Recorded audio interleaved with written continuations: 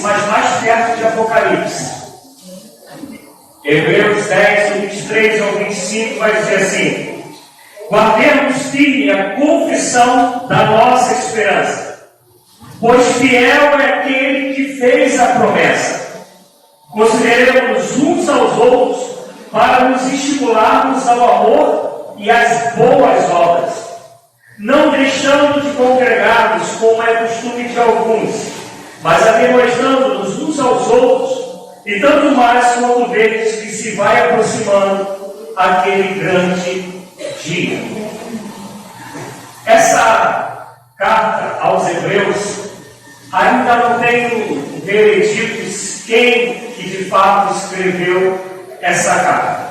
A maior inclinação ela é para Paulo, mas não tem ainda uma decisão final sobre isso. A gente que chega, como Lutero, chegou a defender que tinha sido Apolo quem escreveu.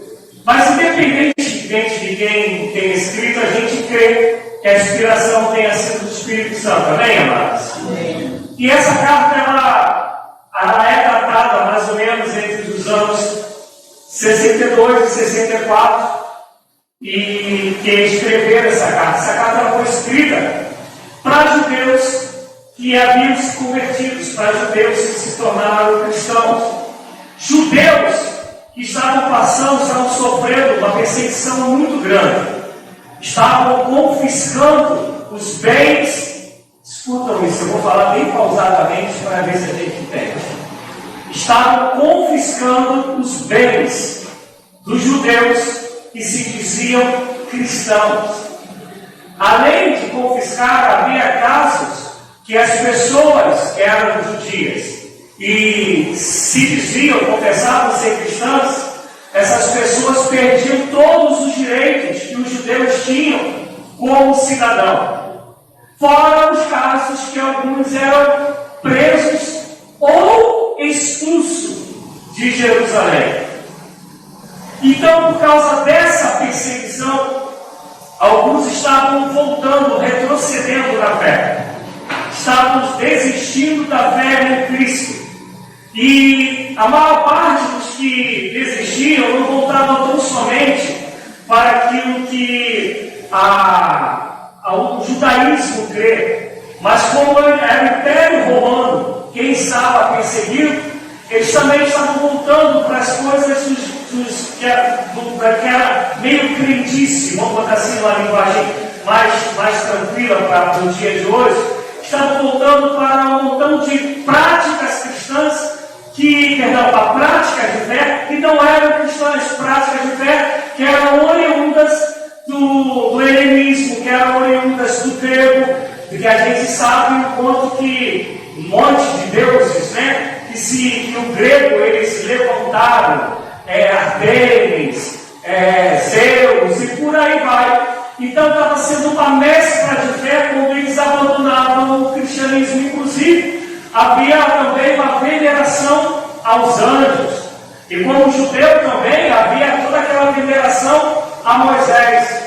E quando você pega o capítulo 1 de aos Hebreus, você vai ver que o escritor dos Hebreus, sendo Paulo ou qualquer outra pessoa, ele vai começar a defender que Jesus é maior do que Moisés, que Jesus é maior do que os anjos, que Jesus ele é maior do que os profetas. Então, o tempo todo, o escritor dos Hebreus está mostrando que Jesus é incomparável, que ele é maior do que todos, que ele é sobre todos, que ele é Deus encarnado, que ele é o Filho do homem.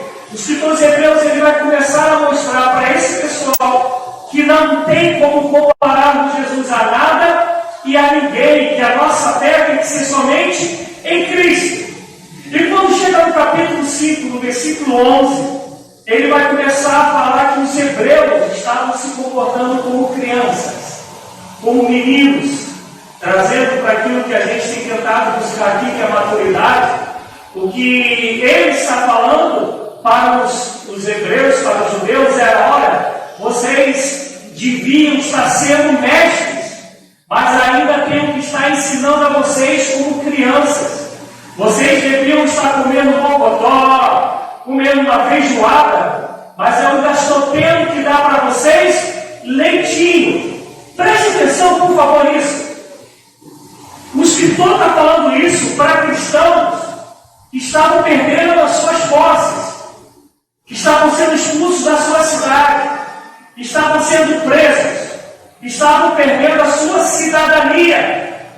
Para essas pessoas que estavam vivendo coisas que eu e você não vivemos, que a gente nega Jesus por coisas tão menores, que a gente se torna infantil por coisas tão pequenas, infantis na responsabilidade do compromisso com a obra do Senhor, infantis no compromisso de uns para com os outros, infantis naquilo que Deus nos chamou como um chamado individual e coletivo para nossas vidas, infantis no estudo da palavra, infantis na exortação, infantis naquela comunhão de entretenimento, infantis em tantas áreas que nós ainda somos e não estamos vivendo nada disso.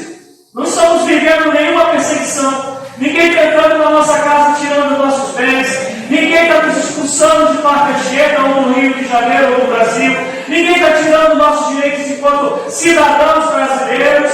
E esse povo que vivia tudo isso, o escritor está falando, vocês retrocederam, vocês estão como crianças, são imaturos, deviam ser mestres, mas ainda se comportam como criança e precisam ainda de leite.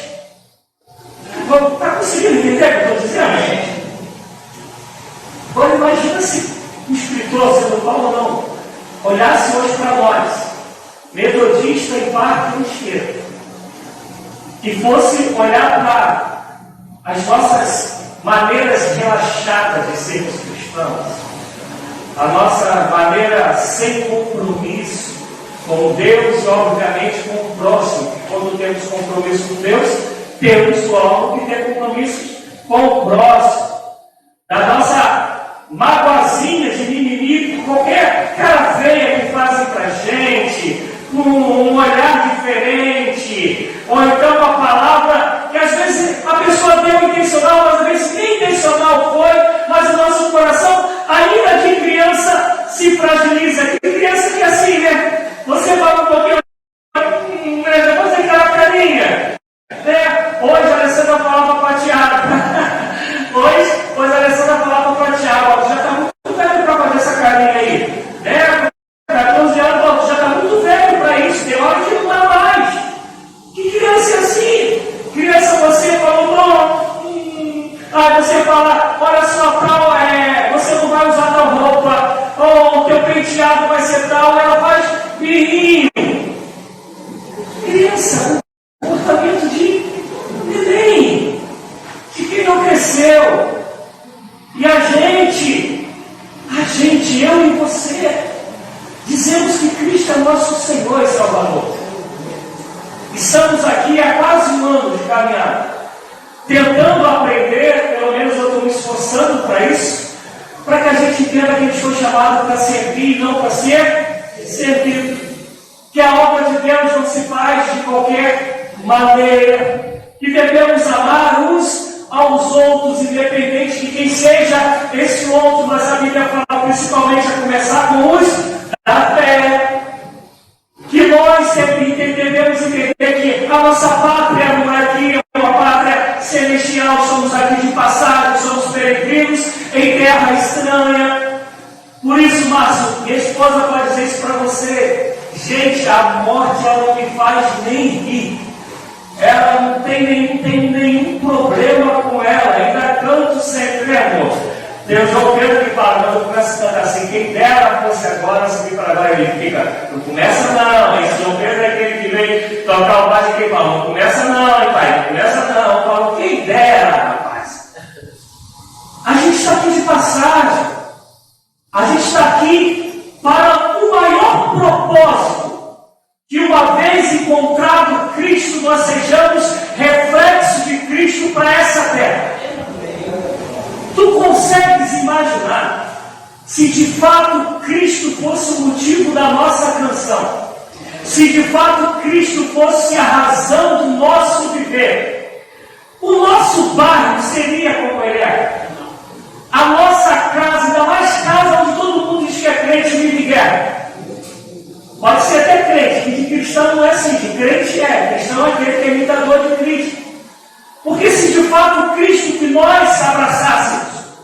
e se tornasse Senhor de nossas vidas, fosse o Cristo do Evangelho, nós sempre olharíamos o outro com amor, com bondade, com misericórdia, com longanimidade, com benignidade, com desejo de estabelecer paz, com mansidão. Se Cristo fosse de fato nosso Senhor, soberano, Deus da nossa salvação, entendemos que Ele é tudo, que só há vida nele, que fora dele todo mundo está morto, íamos compreender que não dá para ser meio cristão, ou você é, ou você não é. Íamos compreender que a inclinação da carne ela tem que ser mortificada todos os dias. Íamos entender que Deus não nos criou por um acaso.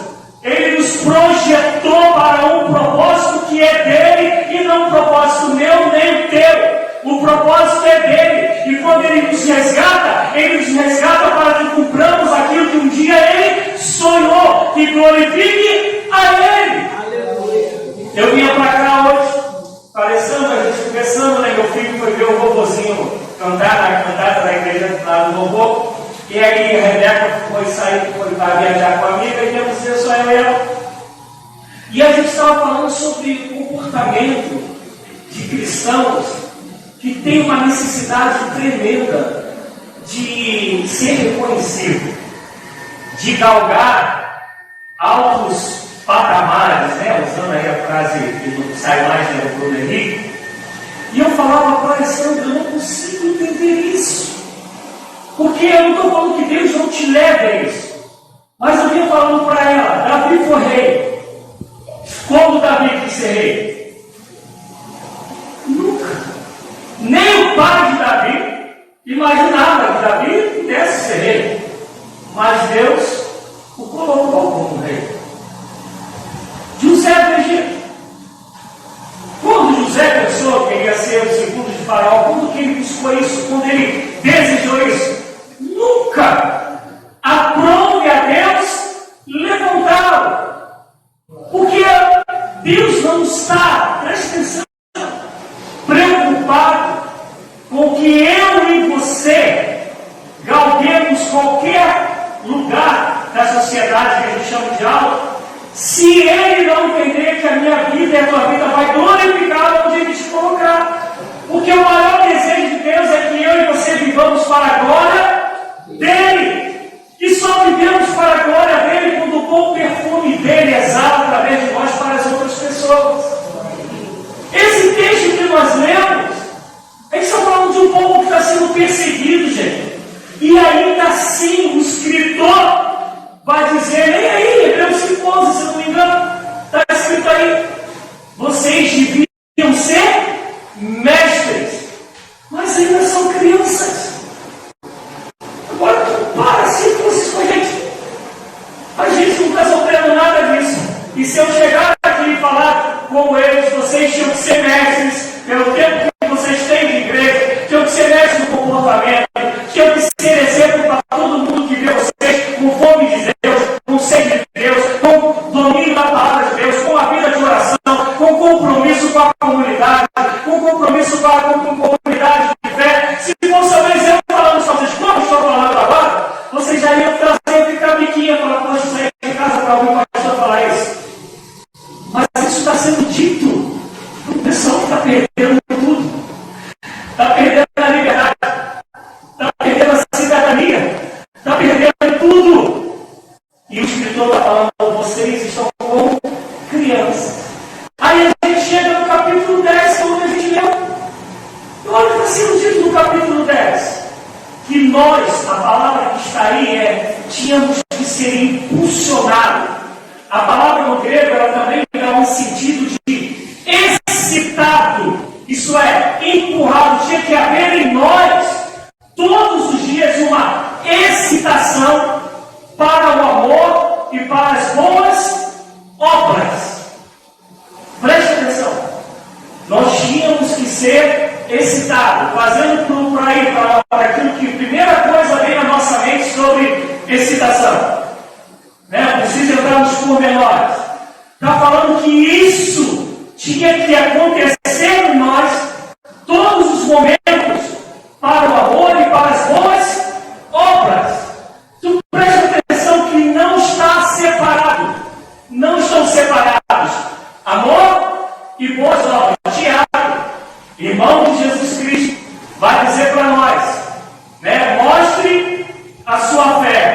sem as obras, que eu mostrarei a minha fé através das obras.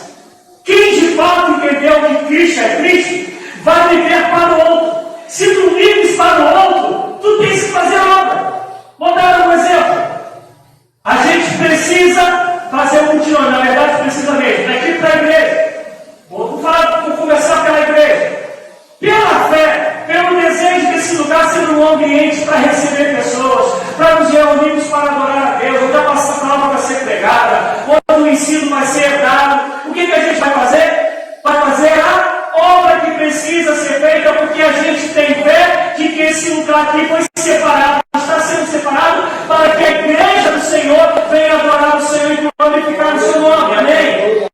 Mas essa fé também vai nos fazer ter esse desejo de fazer esse trabalho na sexta-feira, de passar na rua, dar um bom dia, uma boa tarde, boa noite às pessoas e falar para ela, mesmo que a gente a veja todos os dias, falar para ela: Jesus te ama, tem um cafezinho aqui, você quer tomar um cafezinho? Tem um cineminha com pipoca, você quer vir? No cinema de sábado passado, aconteceu isso. Eu, quando estava entrando, os garotos estavam brincando de bola. Eu falei: rapaziada, tem ali um filme que a gente vai ver agora, um sorvete. Eu falei isso aqui semana passada. E aí, no final, entra um garoto Pico, de 14 anos, participou com a gente, orou com a gente, né, Maria? Opinou, pensou sobre o filme. E a gente passa sempre e não entende que essa vida que você vê todos os dias, até que você não vê, mas eu estou falando dessa aqui do dia a dia, Deus continua amando assim, desejando que eu e você sejamos instrumentos de prego para a vida delas. E a gente vai caindo no meio disso. E Jesus vai ficando longe. A obra, ela passa a ser uma obra de atividade, de uma programação da agenda, e não uma obra que fomos excitados pela fé, excitados, impulsionados pelo Espírito Santo de Deus, que vai mexer com a gente dia e noite com o desejo de realizar isso. Eu vou pegar aqui um exemplo que não tem a ver com a fé, tá, gente? Mas quase todo mundo aqui conhece o Betinho, né? Com a história do Betinho. Amém? O Betinho que fazia obra social, o Betinho que fazia obra social. Betinho não cria no que a gente crê. Ele morreu fazendo obra, sabendo que ia morrer enfermo, dias contados, nunca cessou de ser socorro para a vida dos outros. Aí a gente diz que somos de Deus e fomos chamados como resposta para a nossa geração, para a nossa época, que devemos amar o nosso próximo como a nós mesmos. Cremos nisso, pregamos isso, cantamos essas coisas, nos arrepiamos, chamamos choro, vamos falar aleluia, glória a Deus. Mas isso não é o que nos excita, nos impulsiona todos os dias, toda hora. E devia ser. E vou repetir, isso está sendo dito para o pessoal que está perdendo tudo. Fala comigo, tudo podia ser um judeu que está lá, cristão convertido, e falar para esse escritor: ó, tu está sendo duro demais. Peraí, vou ficar mais na tua igreja não. Ah, essa palavra não está não, eu estou precisando de consolo, estou precisando de conforto. No verso 23, você vai ver que está escrito que eles têm que permanecer na confissão da fé dele, que eles têm que perseverar na confissão da fé. Com essa perseverar na confissão da fé, é que ele vai falar do amor e das boas obras. Tu consegue entender o que isso está sendo dito? Se a tua fé é essa, e essa fé é você passando por tudo isso que você está passando, e aí Pedro vai dizer, em 1 Pedro, se eu não me engano, 5, 9, 19, vai dizer que todo cristão do mundo inteiro sofre as mesmas dores, as mesmas perseguições. Ele está dizendo o seguinte: olha, você está vivendo, tua fé é essa, permanece nela no meio disso tudo, porque se tua fé é essa, tu vais viver tudo isso nessa terra, mas ainda assim, tu vivendo isso tudo,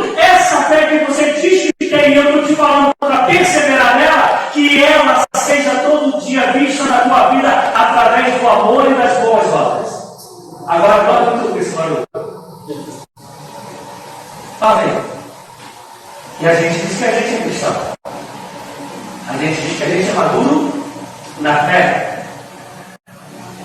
A gente acha que vir aqui algumas 2, 3 vezes na semana já fez um café, né? A consciência já pode botar a cabeça no travesseiro e falar assim: sou de Jesus, tranquilo. E aí ele vai dizer algo que a gente hoje troca por qualquer coisa. Ele vai dizer o seguinte: não deixei as vossas congregações, não deixei de vos reunir. Algumas traduções vão dizer como é costume de muitos, principalmente quando dele se aproxima o grande dia. Esse grande dia tem 2 certezas.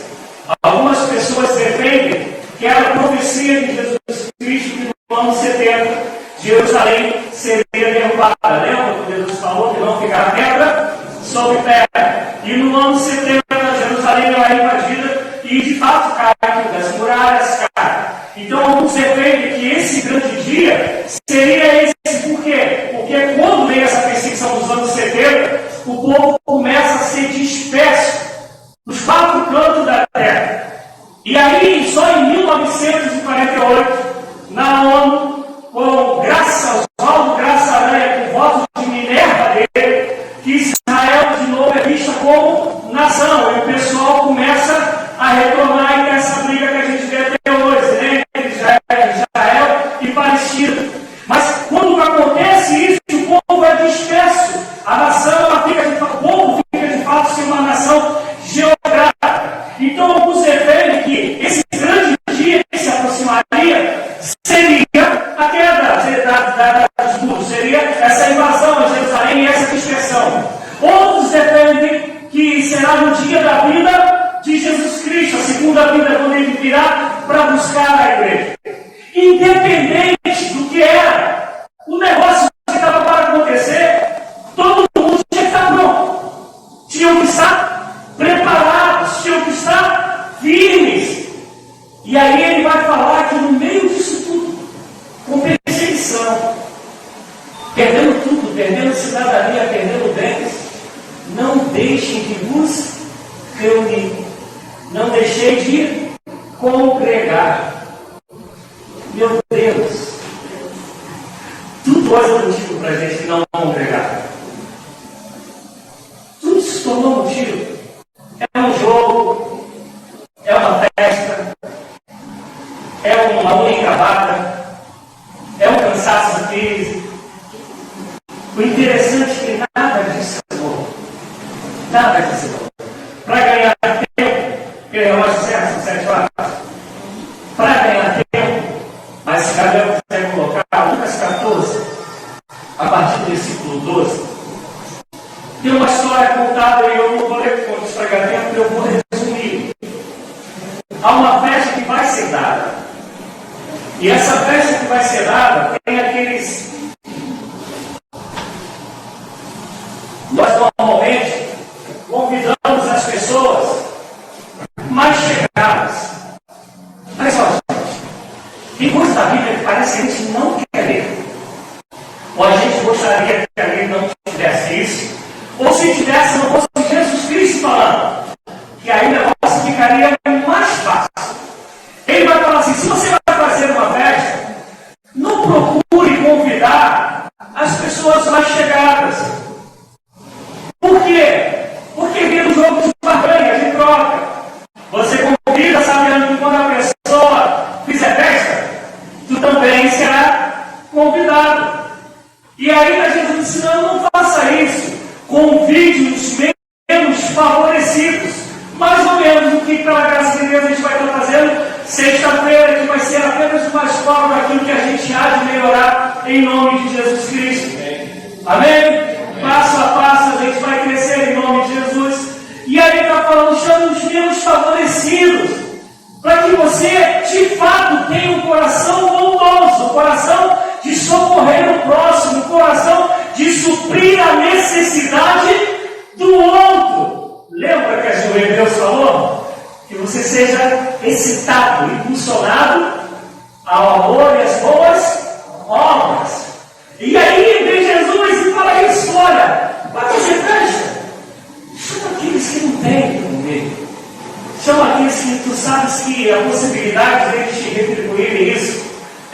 zero. Quem aqui já fez isso?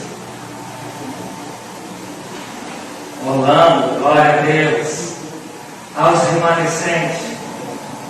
Porque normalmente a gente não faz isso. Eu estou tentando falar sem a gente dar dicas de pessoa, mas algumas pessoas nessa caminhada do Evangelho, falando em relação a mim, elas se entendem e dão umas pancadas boas, falando em relação à vida institucional. E sempre que eu posso, eu tenho a possibilidade, eu tento abençoá-las. E hoje eu fiz isso com uma delas, né, que queria muito estar dentro de um determinado grupo.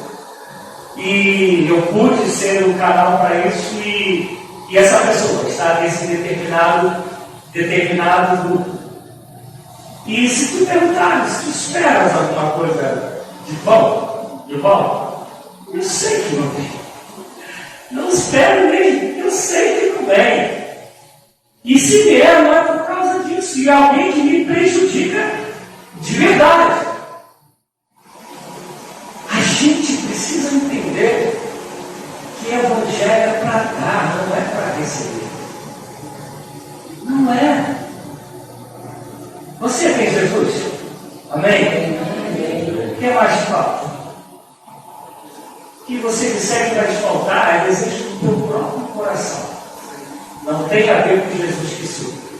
Tem a ver com o desejo do teu coração. Porque se tu estiver no deserto, Ele te sustenta. Por isso que Paulo fala: eu sei padecer necessidade, como eu sei ter fartura. Se eu tenho Jesus, tudo posso naquele que me fortalece.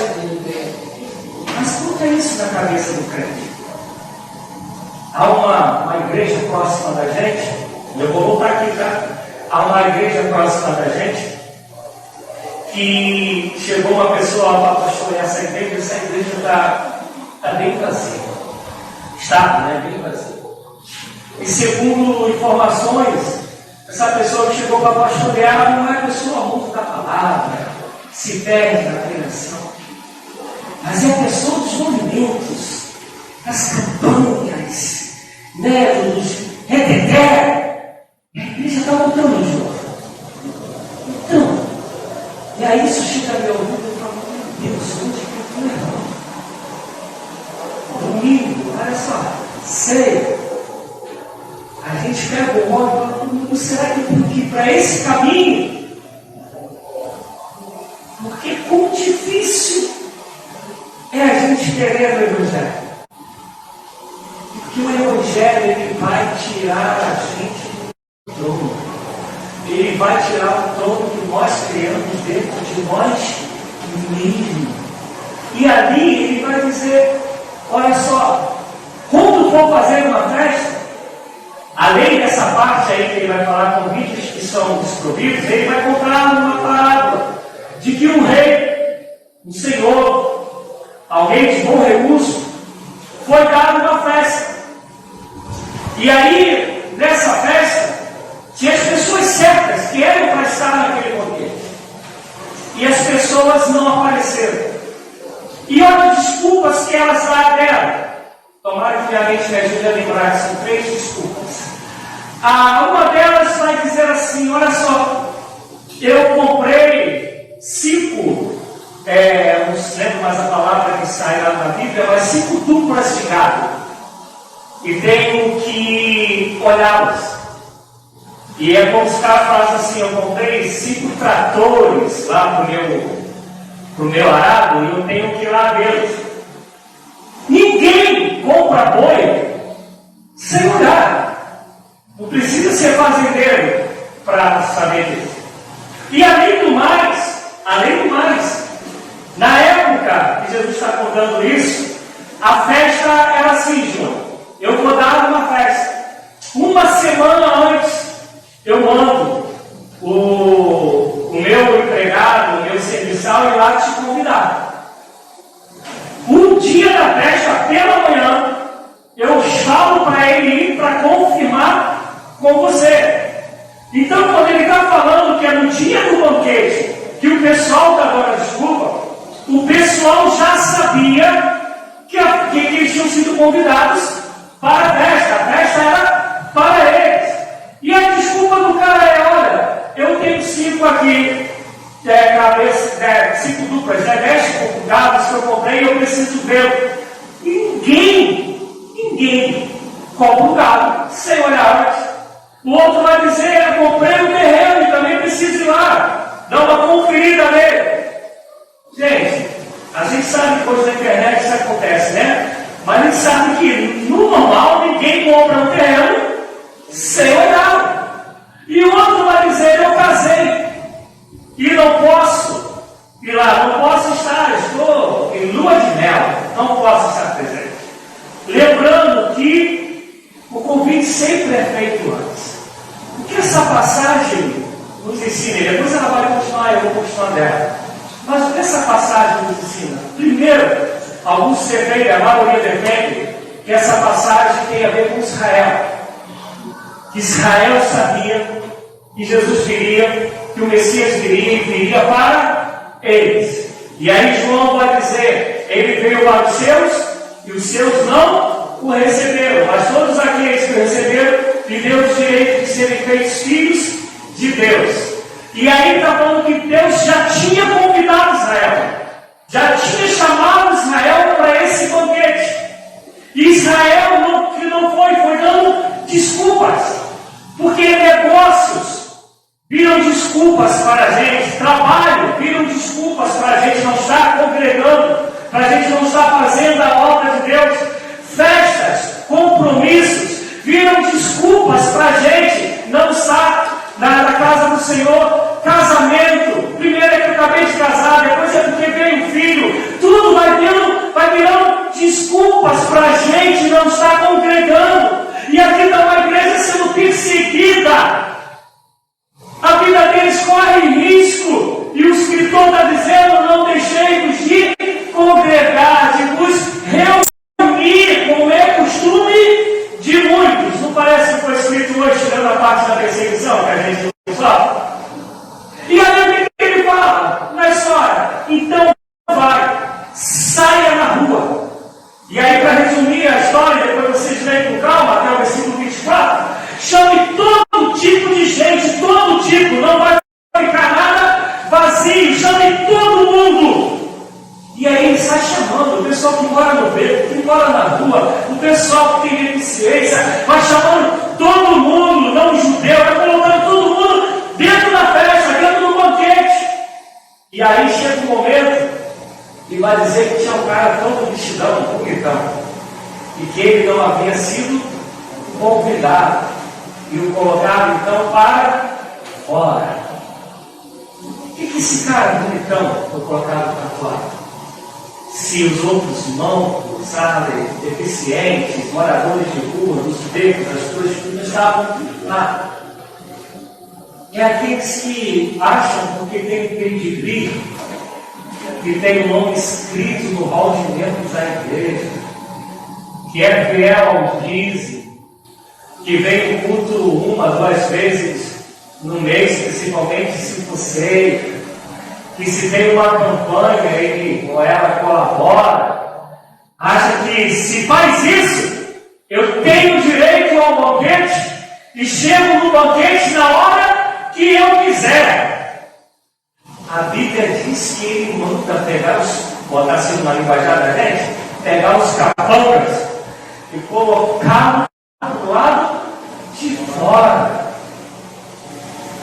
Porque o evangelho, o convite de Jesus, não é para se rejeitar. Esse é o convite não só para congregar, é um convite para ser dele. Só que ser cristão é desmontar todos os nossos conceitos. Por isso que fica fácil quando a gente prega o oba-oba. Por isso que fica fácil quando a gente ouve pregação coaching. Por isso que fica fácil quando a gente fala assim: levanta que eu vou orar por todos os enfermos, por todos que estão com problema na família, Porque a gente quer ser esse crente de receber, a gente não quer crescer. A gente não entende que um dia a gente vai ser chamado diante do juiz do juízo, dos reis, para prestar conta de todas as coisas. De todas. Se a gente não quiser crer, mesmo crendo que isso era no ano 70, quando Jerusalém foi destruído, e se a gente quiser achar que o grande dia hoje não é mais o ano 70, mas sim a volta de Jesus, isso tinha que nos apavorar mais ainda. Porque uma Jerusalém destruída, que depois, em ano de 1948, foi refeita, e dá essa briga lá, mas a nação está lá, isso é tudo aqui agora. Mas no dia da volta de Jesus, acabou, mas é fim de papo. Quem subiu, quem subiu, não sobe mais. Quem é do Senhor, quem não é, não vai dar mais tempo. Isso tinha que nos excitar muito mais a querer ser de Cristo, a ter prazer na comunhão dos santos, que vamos morar junto na eternidade e vamos comprá-lo com alto preço na cruz, para podermos estar juntos aqui, e Deus está nos colocando num país de liberdade, para podermos congregar e glorificá-lo, para realizar planos, para sermos instrumentos lá fora, para podermos ser um bom perfume de Jesus lá fora, embaixador de Cristo lá fora, pescadores de ouro lá fora, luz do mundo e sal da terra lá fora, é tudo lá fora. Mas aqui a gente se alegra, aqui a gente se capacita, aqui a gente se reveste para ser lá fora, para se dar, para fazer como Paulo, se deixar gastar por amor a Ele. Mas a gente não entende. A perseguição vem sobre a gente. Como vai ser essa peneira entre nós? Imagina Jesus nos parando agora e perguntando se o amor segundo Jesus e as boas obras segundo Jesus, se elas nos excitavam, se elas eram que nos impulsionavam a dormir, a acordar e a viver. Será que se essa peneira passar agora, a gente fica ou passa pelo caminho? Todos conhecem peneira, né, gente? Amém? Pelo menos a gente vai no sul em casa, né? Então, peneirinha. Pelo menos isso, né?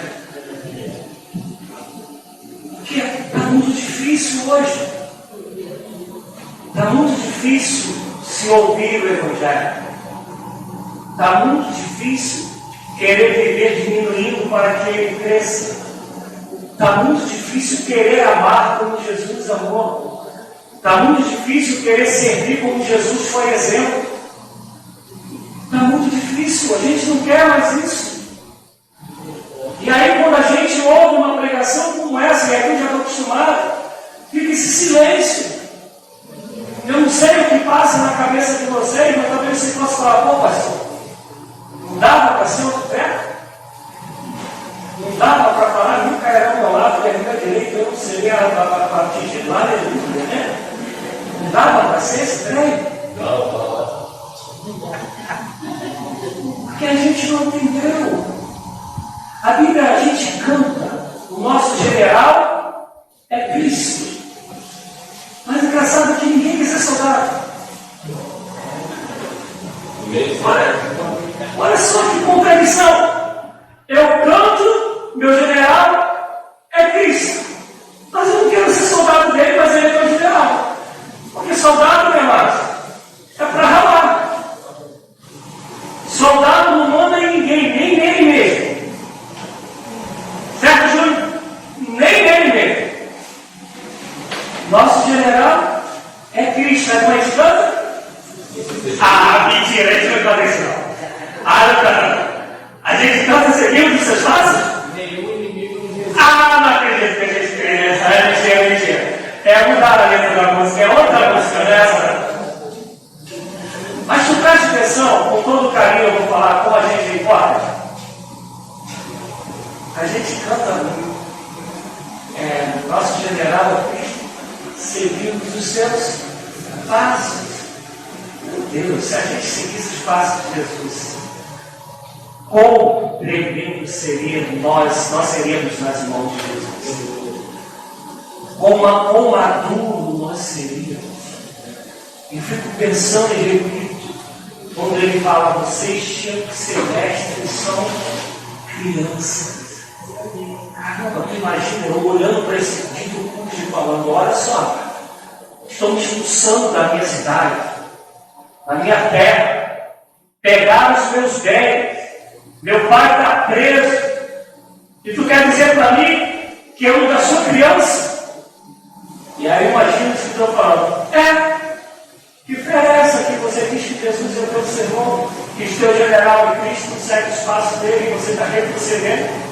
Entrando aí nas crendices, está negando a Cristo na caminhada, está dando desculpa para congregar, para fazer as boas obras, e quando faz, não é movido por amor, faz somente para ter uma consciência tranquila. Consegue imaginar esse diálogo? Quem a gente é? Como é a nossa fé? Quem é o nosso Jesus? É um Jesus bíblico? Ou, como eu preguei um tempo atrás, é o Jesus que nós criamos? Quem é Jesus? Para terminar, eu quero repetir o que eu preguei na mensagem quando eu falei sobre serviço. Imagine se cada um de nós entendesse de fato quem é Jesus. Consegue compreender que um Deus que foge da gente, não dá. Ele é imensurável.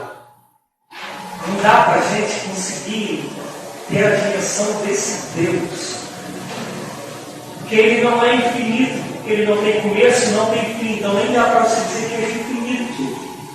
É um Deus que não é nem infinito, mas é um Deus que se move. É um Deus que fala. É um Deus que nos cria e tem uma preocupação em a gente ser dele, porque é a gente que quer fugir da presença dele à medida que a gente faz as nossas próprias escolhas que vão contra a vontade dele, mas ainda assim ele insiste em nos alcançar para nos fazer dele, porque só há vida se vivermos nele. E aí esse Deus fala para você, eu sou fiel a você, eu estou contigo todos os dias até a consumação dos séculos. Não tem ninguém mais poderoso do que eu, e eu sou aquele que te guarda e guarda até quando você dorme. Eu sou aquele que pode todo mundo te abandonar, mas eu estarei contigo até a consumação dos séculos. E te digo mais, no dia que você fechar o olho aqui, se você for fiel até a morte, eu dar-te-ei a coroa da vida. Só viva em mim, por mim e para mim. É esse Deus que a gente fala que é o nosso Deus. E a gente não consegue viver isso, mas imagina se a gente vivesse isso. Ser excitado no amor e pelas boas obras através do Espírito Santo de Deus. Tendo prazer nas boas obras e prazer na comunhão dos santos, que diz a palavra. Não deixando as nossas assembleias, como muitos têm feito. Mas aqui todos os dias, sabendo que a gente vai encontrar pessoas diferentes, mas quem são essas pessoas diferentes criadas por Deus para a glória dele, que é teu irmão e tua irmã, e que, quiçá, Deus não está usando essas pessoas para te moldar, para te dar mais brandura, mansidão, para te ensinar a perdoar, para te ensinar a ser orgânico, para te ensinar a ser mais forte em meio às decepções, em meio às pancadas da vida, mas Deus dizendo para você, persevere nessa tua fé, não desista dela e seja excitado, impulsionado dela, no amor e nas boas obras. Imagine se a gente vivesse esse negócio, crendo de fato que Deus é nosso Deus, que Jesus é nosso Senhor, que em nós habita o Espírito de poder, e por isso nós podemos caminhar por aí dizendo que Cristo de fato é o nosso general e nós seguimos os seus passos. E ele já nos deu a vitória contra qualquer principado e potestades. Por isso que é mais fácil para a gente a religião. Por isso que é mais fácil para a gente as agendas congregacionais, distritais, regionais. Por isso que é mais fácil para a gente criar nesse lugar, uma empresa, onde se pensa às vezes no lucro, onde a gente tem uma cobrança, mas não uma cobrança no sentido de que o outro viva a vontade de Deus, mas uma cobrança para dizer que o outro tem que fazer porque você faz, às vezes você nem faz, mas cobra do outro. Imagina se a gente olhasse um outro com misericórdia, olhasse um outro com a esperança de que o outro pode mudar em Cristo Jesus, e que se um dia ele errou, eu também erro, e Deus é aquele que perdoa os nossos pecados e nos transforma, fazendo melhores todos os dias de glória em glória, de graça em graça. A pessoa, se a gente cresce nisso, e a nossa boca fosse boca somente para abençoar, para edificar aqueles que nos ouvem, como está escrito em Efésios. Já pensou se os nossos dedos apontassem, mas só apontassem para dizer: tu és uma bênção e no que eu puder ajudar, conta comigo. Já pensou nisso? Nossos braços se abrissem e se abrissem só para dar um abraço gostoso e verdadeiro e dizendo: aconchego quando você precisar de mim, conta comigo.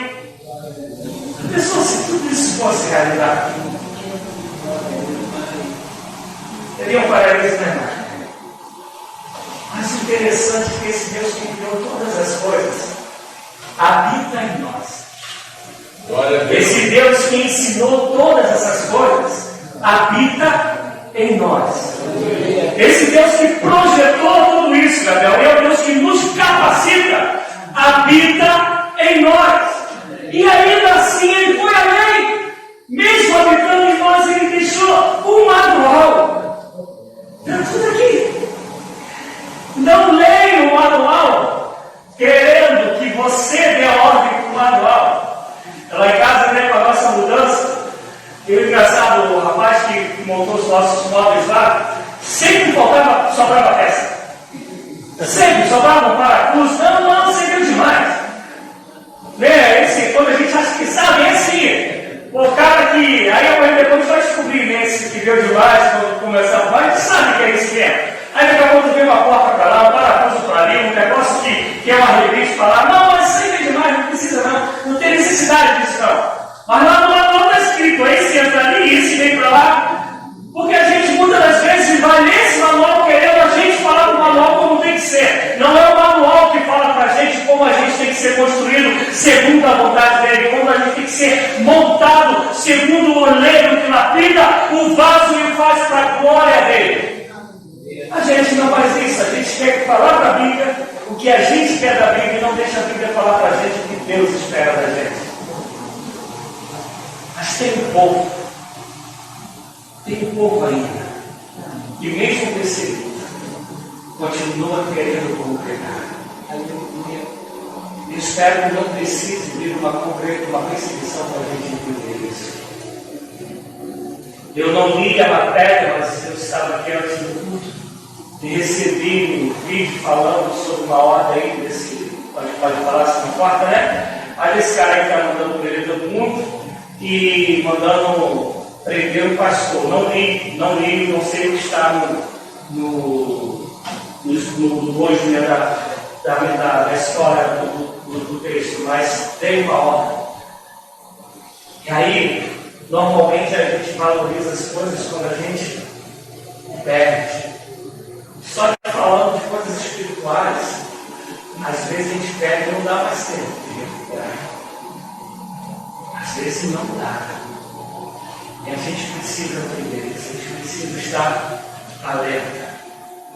E se você continuar lendo Hebreus, é lá no capítulo 13, ele vai falar que eu, quando chamado pastoral, tenho que prestar conta. Bom dia, prestar conta de cada um de vocês. Por isso que mesmo não tendo a casa cheia como dessa pessoa que eu falei que está acontecendo hoje, eu continuo ainda me rendendo à palavra. Eu continuo ainda crendo que o meu compromisso é com vocês e é com Deus, que Ele só se faz real com a palavra. Desejo muito que isso adentre no coração de vocês. Desejo muito que não seja preciso escrever dizendo: vocês deviam ser mestres, mas ainda tenho que estar ensinando, ainda tenho que estar dando leitinho a vocês. Espírito Santo de Deus nos ajude. Porque essa ceia que a gente celebra, ela é o prenúncio desse banquete. Que um dia acontecerá que o primeiro convidado, enquanto povo, foi Israel. Israel, a princípio, enquanto nação, rejeitou. E isso chegou a nós.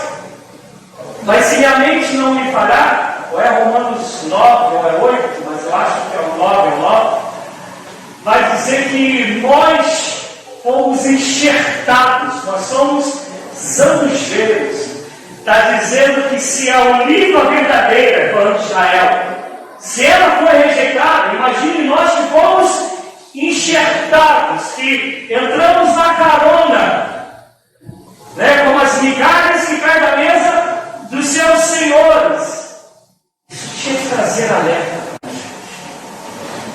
Mas esse banquete, eu e você hoje temos direito, temos acesso pelo sangue de Cristo derramado na cruz, pelo sacrifício pago pelo poder de Deus que tira o pecado do mundo.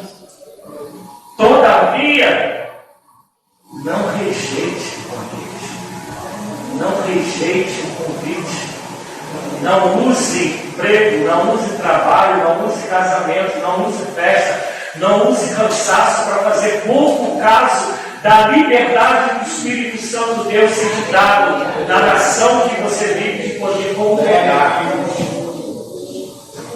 Não negocie isso, não relativize isso, não faça pouco caso disso.